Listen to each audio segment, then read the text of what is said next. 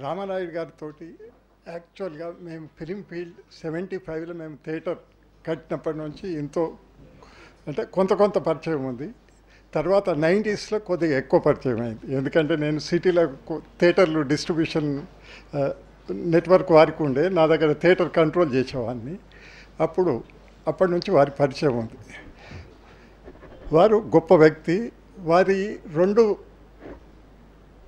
లక్షణాలు నాకు చాలా విపరీతంగా ఆకర్షించినవి. ఏంటంటే, ఒకటి టైం పాటించడం, ఒకటి రెండవది నాకు ఎవరు శత్రువులు లేరు, ఎవరైనా సాయం చేద్దామనేది ఆయన గొప్ప హృదయం గల వ్యక్తి అనేది. అవి 2 నాకు నచ్చిన విషయాలు. వారి ఆత్మకు శాంతి కలగాలని కోరుతూ.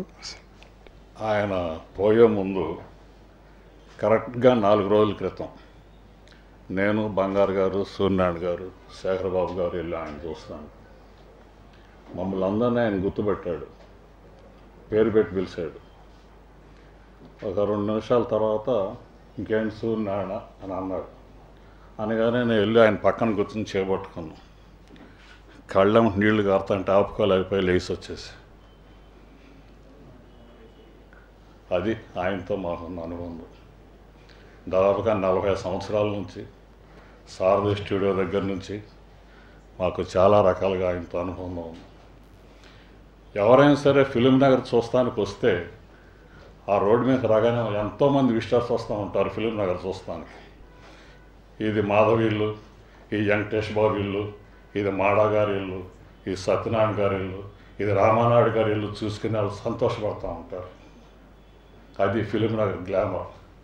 వాళ్ళ గ్లామరే పోయింది.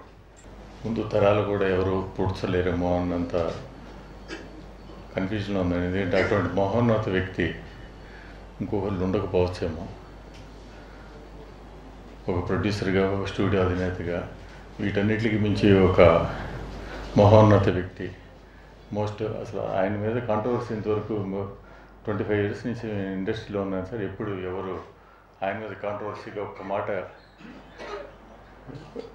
అసలు విన్నది లేదు. అటువంటి ఇది లేదు. ఎవరు వచ్చినా ఎంకరేజ్ చేసేవారు. సహాయం కోసం ఎవరు వెళ్ళినా కానీ సహాయం చేసే ఒక మహోన్నత వ్యక్తిత్వం ఉన్న మహానుభావుడు ఆయన.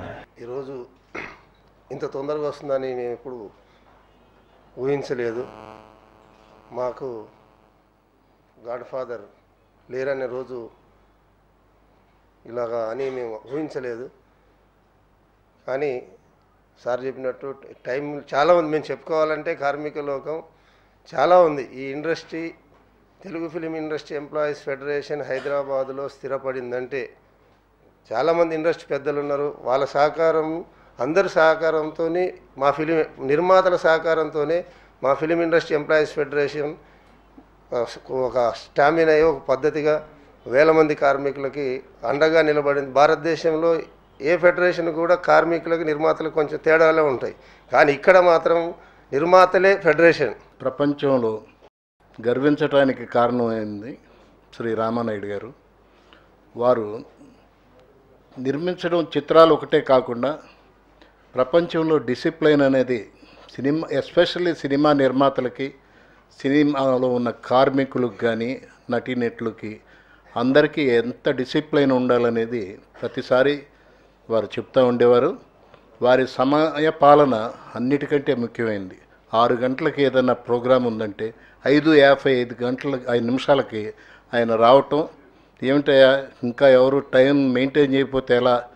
ఈ కాలాన్ని మనం ఈరోజు దుర్వినియోగపరిస్తే ఫ్యూచర్లో మనం ఎన్ని రకాల దెబ్బలు తింటామో మీరు ఆలోచించండి అని ఏ క్షణమైనా సరే క్షణక్షణం గుర్తు చేస్తూ అహర్నిశలు సినిమాయే ఊపిరి, సినిమాయే జీవితం, సినిమాయే ఆయన రక్తంగా జీవించి మనకు ముందు తరాలందరికీ మార్గదర్శిగా ఉండి మనందరికీ ఒక హెచ్చరిక ఇస్తూ ఆయన అనంతలోకాల్లో కలిసిపోయిన ఎప్పుడూ అదే స్ఫూర్తిని మనం నిలపడమే ఆయనకి నిజంగా మనం ఇచ్చే నివాళి. ఈ రోజున మనందరం రామానాయుడు గారు మనతో లేరిక, వారికి సంతాప సభ. రామానాయుడు గారికి మాకు చాలా సంవత్సరాలుగా కనెక్షన్ సినిమా మేకింగ్లో. ఎస్పెషల్లీ ఆయన హిందీ సినిమాలు మొదలెట్టిన తర్వాత నేను వారికి చాలా దగ్గరగా మూవ్ అవటం జరిగింది. It's a beautiful. ఆయన దగ్గర ఎంతో నేర్చుకోవాల్సినవి ఉన్నాయి. మా తండ్రి గారు కూడా చెప్తుండేవారు, he is a wonderful maker అని. రామానాయుడు నాయుడు గారు అనే మహోన్నత వ్యక్తి అంతకుముందు ఎవరు పుట్టుండలేదు, దీని తర్వాత కూడా ఎవరు పుట్టరు, రామానాయుడు గారు ఒకటే. అంత ఘనమైన చరిత్రను ఇంకొకళ్ళు ఎవరన్నా రికార్డ్ చేస్తారనేది అత్యాశ అవుతుంది.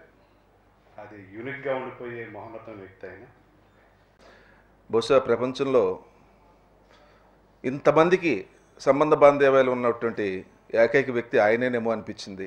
ఆయనకు వచ్చినటువంటి ఆయన నివాళులు అర్పించడానికి వచ్చినటువంటి జనాలు చూసిన తర్వాత. ఇందాక గోపాలకృష్ణ గారు చెప్పినప్పుడు నేను ఎప్పుడు చెప్తూ ఉంటాను, నిర్మాతకి నిర్వచనం ఎవరు అంటే రామానాయుడు గారని. అపార్ట్ ఫ్రమ్ దట్ గొప్ప మానవతావాది అయిన చాలామంది చెప్పారు వారి ఎక్స్పీరియన్స్ అంతా కూడా. ఎక్కువగా మాట్లాడకుండా ఒకటి మాత్రం యథార్థం, అది ఏంటంటే సచిన్ టెండూల్కర్ రికార్డ్స్ ఎవరు బద్దలు కొట్టలేరు. అలాగే రాబోయే కాలంలో ఎన్ని వందల సంవత్సరాలైనా కూడా ఈ రామానాయుడు గారి రికార్డ్ ఏదైతే ఉందో నోబడీ కెన్ చేంజ్ ఇట్. ఆ లోటు అనేది అందరికీ తెలుసున్నదే. నాకు వ్యక్తిగతంగా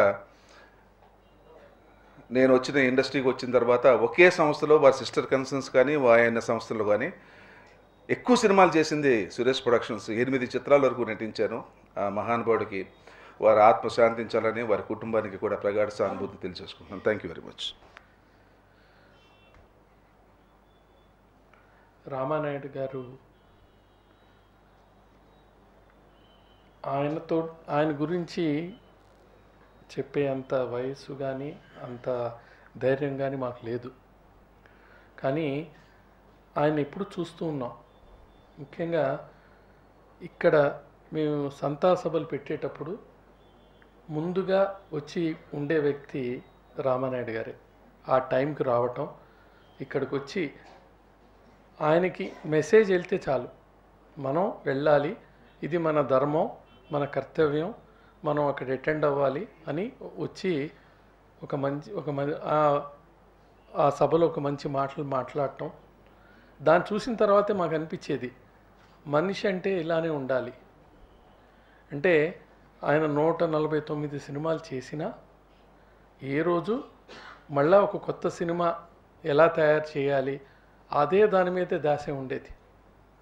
రీసెంట్గా కూడా ఒక 3 months బ్యాక్ కూడా ఆయన ఒక రైటరు ఒక కథ తీసుకెళ్తే ఆ కథని మొత్తం అంతా చదివి డిటిపి చేయించి ఆ సినిమాకి షెడ్యూల్ వేసి ఈ సినిమాకి షూటింగ్కి వెళ్ళిపోదామని ప్లానింగ్ చేసి అంతా చేసిన తర్వాత ఆయనకి హెల్త్ బాగాలేదనే థాట్లో లేరు ఆయన.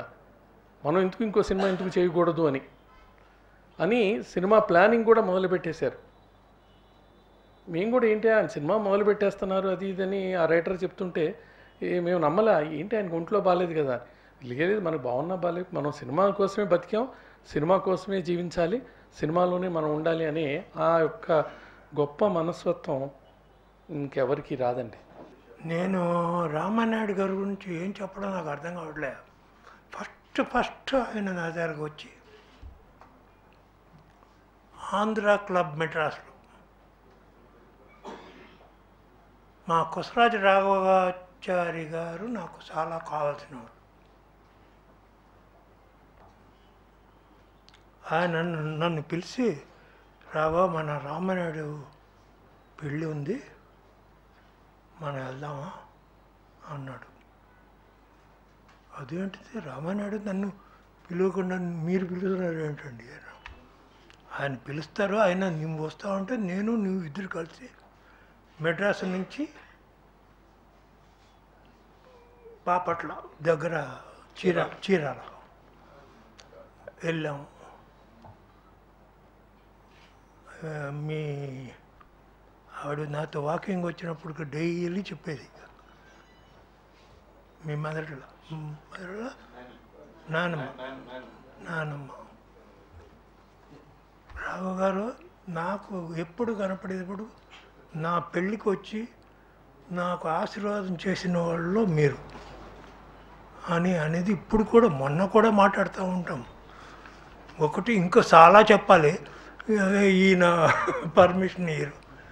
చాలాసార్లు చెప్పే చాలా పిచ్చే రామానాయుడు వాళ్ళతో చాలా కనెక్షన్స్ ఉంది నాకు. రామానాయుడు గారి అభినందన సభ అయితే మాట్లాడచ్చు, కానీ సంతాప సభలో మాట్లాడడానికి మాటలు రావు ఎవరికైనా. మాకు అసలు రావు. 350 సినిమాలకు మాటలు రాసిన మాకే రావట్లేదంటే ఈ సభలో ఉన్న మీ అందరికీ ఎంత బాధ ఉందో నాకు తెలుసు. ఫస్ట్ మాకు మా బ్రదర్ ఏం మాట్లాడి నేను వినలేదు, తెలియదు. కానీ మాకు పరుచూరు బ్రదర్స్ అని రామారావు పేరు పెట్టిన తర్వాత మద్రాసులోకి వెళ్ళగానే మమ్మల్ని కొడుకులా చూసుకుంది రామానాయుడు గారు, మా తమ్ముళ్ళలాగా చూసుకుంది కృష్ణ గారు మమ్మల్ని. రామానాయుడు గారు మాకు 5,000 అడ్వాన్స్ ఇచ్చారు ముందడి సినిమాకి. కథ రాసాము, బాబాయ్ గారికి నచ్చలేదు. సార్ బాబాయ్ గారు ఆయన దగ్గర 5,000 తినేసామండి, అసలు ఈ డబ్బులు తీసుకున్నా కూడా అసలు రాస్తున్నారా లేదా అని ఫీల్ అవుతారేమో, for what it is worth ముందు ఆయన చెప్పుకుంటామండి బాబు మా కథనన్నా. సరే చెప్పమన్నారు. అప్పుడు ఏదో నాయుడు గారు ఒకళ్ళు కుర్చీలో కూర్చుంటే కొంచెం డామినేట్ చేసి మేము ఇద్దరు అన్నదమ్ములు బీభత్సంగా చెబుదాం కదా అనుకుంటే అక్కడ మొత్తం ఫ్యామిలీ మెంబర్స్ అంతా ఉన్నారు. అక్కడ ఇంగ్లీష్లో మాట్లాడే సురేష్ బాబుతో సహా. ఏం చేయాలి ఇప్పుడు? సరే ఫస్ట్ హాఫ్ చాలా కామెడీగా ఉంటుంది, మంచి బాగా ఎంజాయ్ చేశారండి. సరే ఇంటర్వెల్ అందరికీ తెలిసిందే, ముందడుగులో అట్లా అద్భుతమైన ఇంటర్వెల్. అన్నపూర్ణ ఎంట్రీ ఇండస్ట్రీలో ఉన్న పెద్ద మహానటులు అందరూ ఉంటారు ఆ సీన్లో. కృష్ణ గారు, స్వామి అందరు హీరోలు సార్. మన గుమ్మడి గారు కృష్ణ గారిని కొట్టబోతుంటే ఆగండి అని ఒక వాయిస్ వస్తుంది. చూస్తే అప్పటిదాకా సినిమాలో 7 రీళ్లలో ఆవిడ పని మనిషి, బట్టలు తూగుతుంది, అంట్లు తోముతుంది. ఆవిడ ఒక కార్పొరేట్ ఆఫీస్లో చైర్మన్ రూమ్లోకి వచ్చేసింది. ఆగండి అంది. అందరు చూశారు.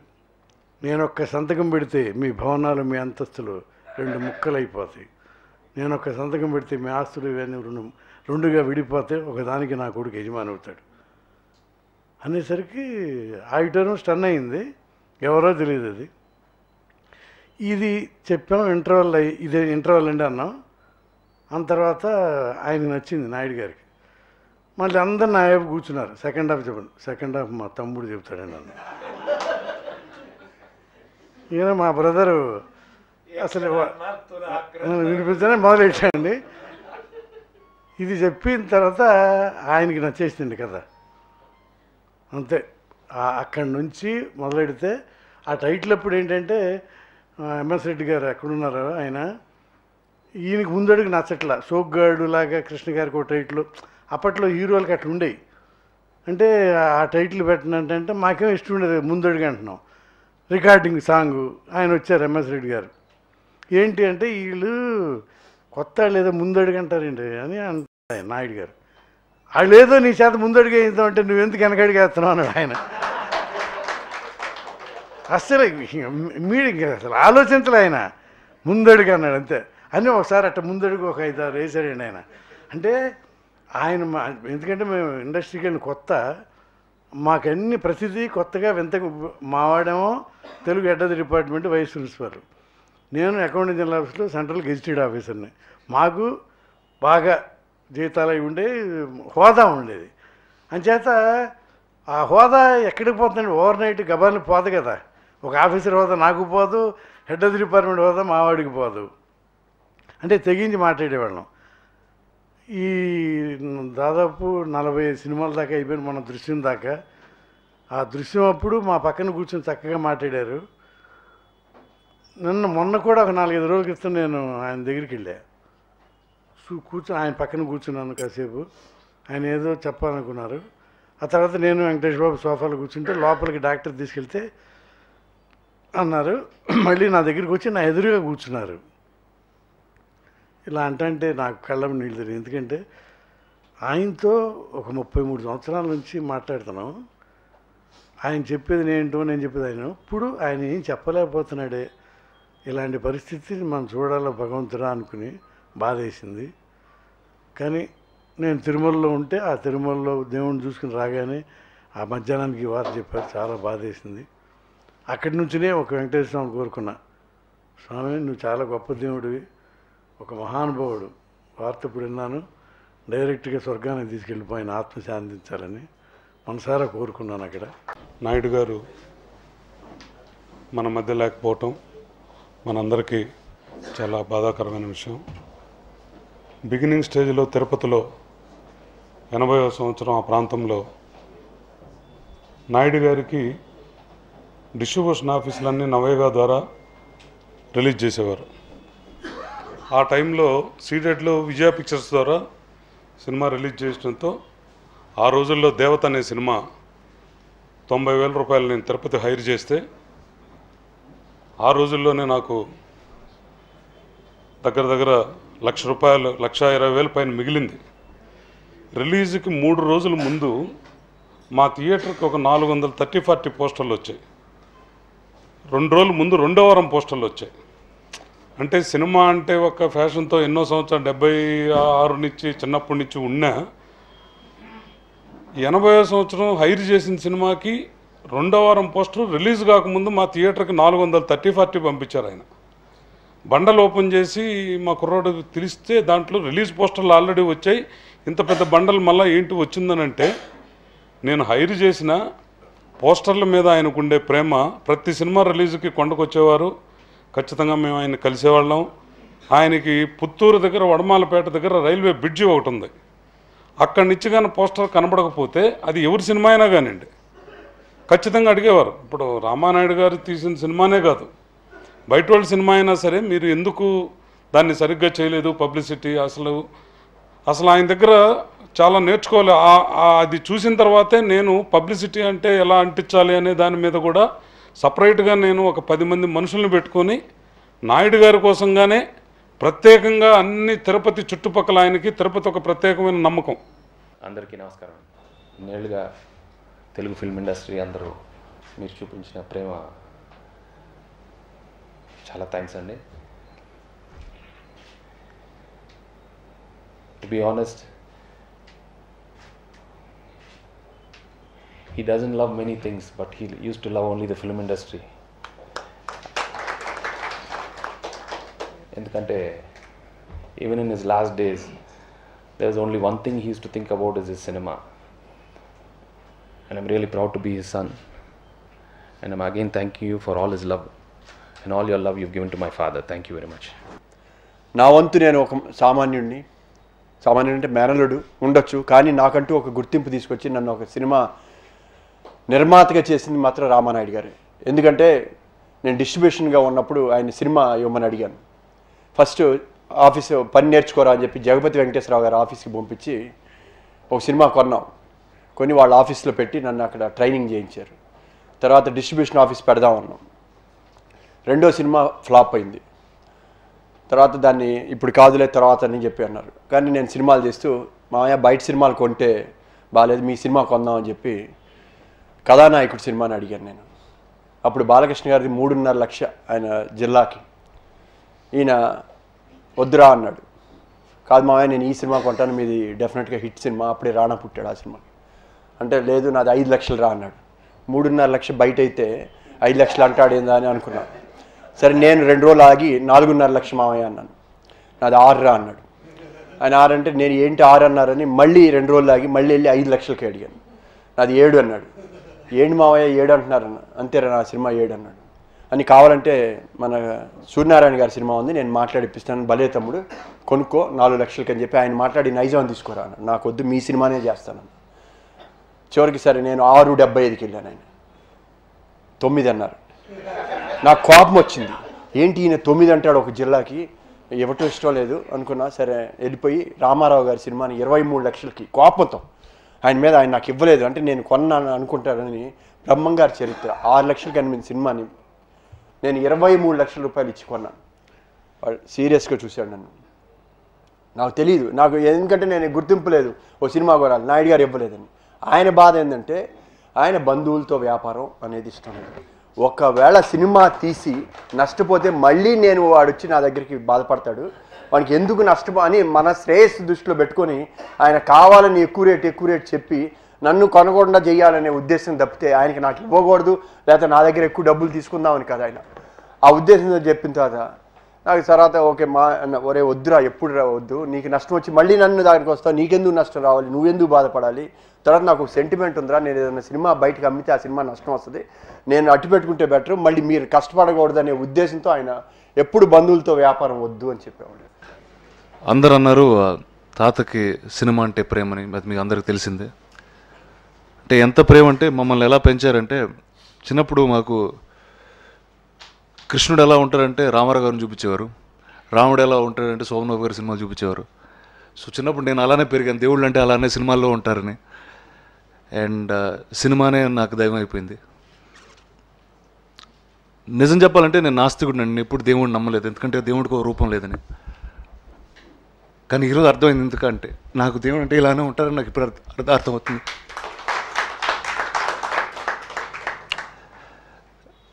చిన్న నాకు ఒక కథ చెప్తూ ఉండేవాడండి, ఇప్పటి నుంచి కదా, ఎప్పటి నుంచో. అంటే is very spiritually very incline. హనుమంతుడు రాముడు కదండి ఇది.